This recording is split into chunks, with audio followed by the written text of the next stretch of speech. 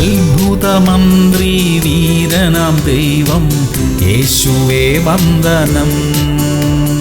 സമാധാന പ്രഭുവേ നിത്യനാം രാജ യേശുവേ വന്ദനം.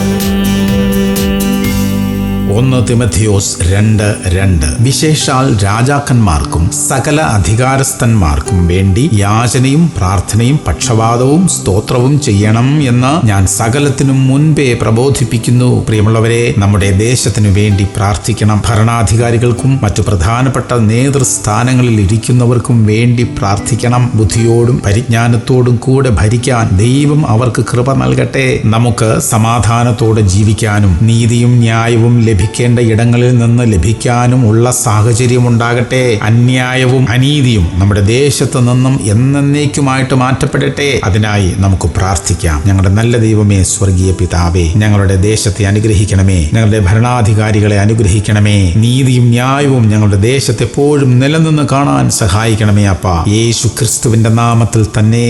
ആമേൻ, ആമേൻ, ആമേൻ.